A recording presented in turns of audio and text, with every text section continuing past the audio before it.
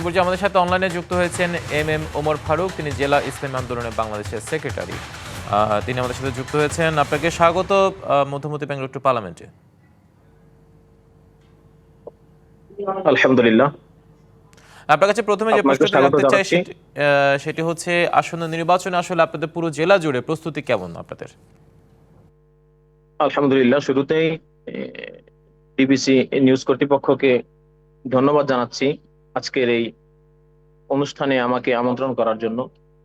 পাশাপাশি সারা দেশব্যাপী যারা দেখছেন দর্শকবৃন্দ আছেন, তাদের সবাইকে ইসলামী আন্দোলন বাংলাদেশ নাটোর জেলা শাখার পক্ষ থেকে শুভেচ্ছা ও অভিনন্দন জানাচ্ছি।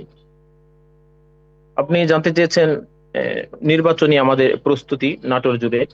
আলহামদুলিল্লাহ, ইসলামী আন্দোলন বাংলাদেশ একযোগে সারা দেশে 300 আসন ইতিমধ্যে আপনারা অবগত হয়েছেন, প্রার্থী ঘোষণা করেছেন আমাদের মুহতারাম আমির পীর সাহেব চরমনাই। তার মধ্য দিয়ে একযোগে নাটোরের প্রতিটি আসনে আমাদের খুব গতির সাথে কাজ চলছে। নাটোর 1 লালপুর বাগাতিপাড়া, 2 নাটোর সদর, 3 সিংড়া আসন এবং 4 বড়াইগ্রাম গুরুদাসপুর আসনে।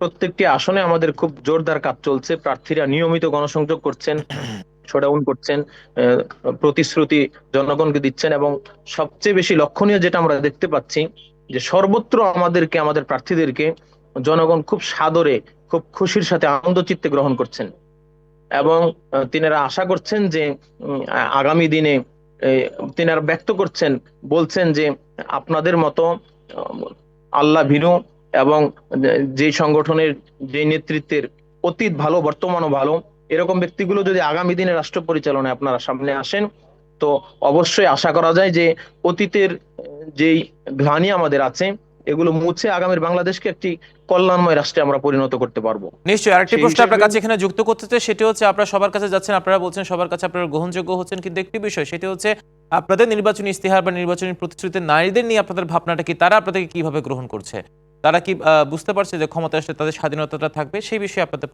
মন্তব্য কি? নারীদের ব্যাপারে আসলে দেখেন, আমরা ইসলাম দেশ এবং মানবতার কল্যাণে রাজনীতি করে থাকি। তো ইসলাম একেবারেই সকল দিক থেকে নারীদের পূর্ণ নিরাপত্তা প্রদান করে থাকে। শুধুমাত্র তাদের স্বাভাবিক চলার স্বাধীনতাই নয়, বরং ইসলাম তাদেরকে পূর্ণ অধিকার দিয়েছে, তাদেরকে পূর্ণ নিরাপত্তা দিয়েছে। ইতিমধ্যেই আমরা বিভিন্ন গণসংযোগে তিনাদের থেকে খুব ভালো রেসপন্স পেয়েছি এবং আমরাও তিনাদেরকে আশ্বস্ত করেছি। আবারও আজকের আপনারা ডিবিসির আয়োজনের মধ্য দিয়ে আশ্বস্ত করতে চাই যে ইসলাম যদি রাষ্ট্র ক্ষমতায় আসে, ন্যায় নীতিবান ব্যক্তি, চরিত্রবান ব্যক্তি, যারা অতীতে দুর্নীতির সাথে জড়িত না, এমন ব্যক্তি যদি আগামী দিনে রাষ্ট্র ক্ষমতায় আসে, তাহলে এই দেশ একটি কল্যাণময় রাষ্ট্র প্রতিষ্ঠা হবে এবং নারীরা তাদের পূর্ণ অধিকার পাবে। আমরা মনে করি অতীতে নারীরা যেভাবে লাঞ্ছনার শিকার হয়েছে, বিভিন্ন সময় যেভাবে নারীদের উপর নির্যাতন করা হয়েছে, আপনারা ইতিমধ্যে অবগত আছেন যে লাগাতার আমরা আপনাদের মাধ্যমে দেখতে পাচ্ছি যে নারীদের উপরে অমানবিক নির্যাতন করা আচ্ছা, হচ্ছে। নারীদের সুরক্ষা দেওয়ার ব্যাপারে আপনারা বদ্ধপরিকর। আপনাকে জি, অসংখ্য ধন্যবাদ আমাদের মধ্যমতি বদ্ধপরিকর। বেঙ্গলুরু পার্লামেন্টে যুক্ত হয়ে আপনার নির্বাচনী পর্যবেক্ষণ তুলে ধরার জন্য।